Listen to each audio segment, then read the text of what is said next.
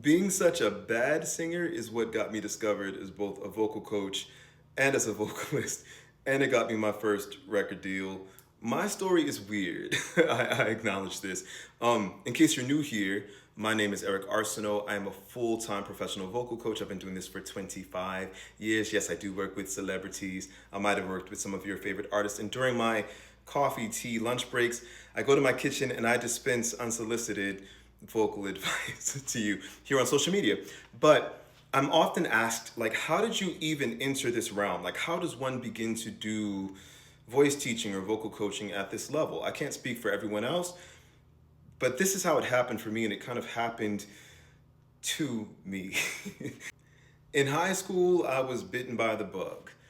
The only problem was I couldn't actually sing. So I had none of the skill, but all of the audacity, and I decided to audition for my high school's choir.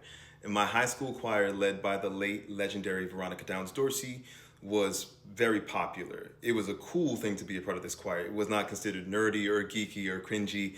People really wanted to be in this choir. I remember there were members of the football team who were mad that they couldn't sing in it and play football at the same time because rehearsal times sometimes conflicted with practice times. So that was crazy. Initially, when you audition in front of a jury of your peers.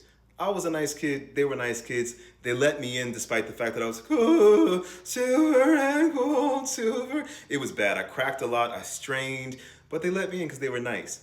Unfortunately, after our first rehearsal, Miss Downs put up a new roster on the door to the class with everyone's names there except for mine. She kicked me out. When I confronted her, she said, baby, singing is not for you. Go become a lawyer. You're so smart. Like, I looked at your transcript, like, singing. Go do something smart people do. She was very dismissive with a smile. Baby, it's not for you, baby. You're not supposed to be a singer. Quick interjection, because she recently passed away, I want to be very clear. Initially, was she discouraging? Yes.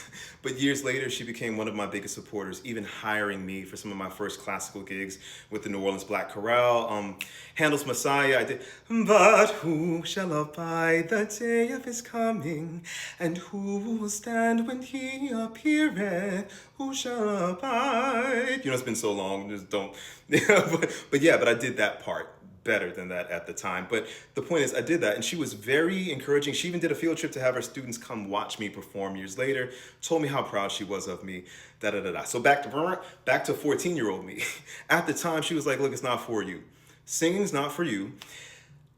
I don't know about you, but I do not like being told what I am and am not capable of. So that lit a fire in me, and I began to harness my nerdy powers for my own benefit. I began to seek out masters of the present and research masters long since past, and I developed my own techniques. Fast forward to my junior year of college at Xavier University. I'm in university chorus, and we're singing Fecit potentiam, in brachial suor. And the guy next to me goes, what the fuck? I'm like, what's going on? You're singing. Yeah, it's a choir class. He's like, no. I was there in high school and I heard how you used to sound, and now you sound like a different person. What happened?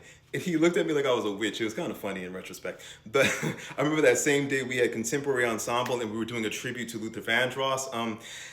I'd give you the flowers, birds and the bees, and with your love beside me, that would be all I need if this world were mine.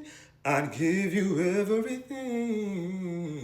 Whatever, you get the point. But he was like, what? And I remember that really pushed it over the edge. He would literally follow me out of the class. What I left out was that this student had since become a very successful record producer and musical director, working with people like Babyface, Layla Hathaway, Ledisi, all these soul and R&B legends and stars, some in the making at the time. He was very well plugged in. And because he persisted, I eventually did share with him some stuff. Like, okay, I'm not doing belly breathing. I'm breathing in the way taught by Carl Stow. He's like, what? What does that mean? So I taught him some breathing coordination. I don't do this whoo thing that they teach. I'm using coup de glotte, taught in the way of Manuel Garcia. So I'm teaching him these techniques. Because he's a friggin' musical genius, he catches on like that. Next thing I know, I'm in the lobby of the music department's building, and ring, ring, ring. Hi, Eric, this is Janice with Capitol Records. And I'll never forget, I initially thought my friends were playing a joke on me. I'm like, April, Camellia, who's this? I'm sorry? Oh, Janice. Hi, this is Eric, and it turned out that they wanted me to work with some of their developmental artists. Same thing with Warner Brothers, same thing with Universal Records, and it was all because I helped this guy out, and he was so, enmeshed in this world. So I didn't have to go seek it out. I wasn't seeking it out at all. It came to me. And so even though I did go on to finish and get my degree a year early, graduated at the top of my class, got a standing ovation. Actually, if you were there, But even before I graduated, though, I was like 19, 20 years old, coaching artists from major labels. I came into the industry at the last vestiges of labels giving a damn when they would develop you. It used to be you could get a developmental deal, and if they saw potential in you, they would hook you up with like a choreographer, maybe someone to help you speak better, like media coaching, vocal coaching. Even when I got signed, I later on got a record deal with Universal Records and then eventually with J Records. They had someone teach me about skincare and how to like dress, and some of the lessons I held on to better than others. But the point is, they had people who worked with me on developing my stage presence and my performance and stuff like that. So that kind of doesn't happen anymore. They kind of want you to come ready, or you have to seek that kind of training out on your own. But yeah, the moral of the story is, it's not just that I was such an amazing vocalist, but it's that I was such a horrible vocalist before that to hear me go from to it was like, whoa, that it was the contrast that kind of that did the magic for me. And so yeah, but if you want more details on how I learned to sing, I did a series called How I Learned to Sing.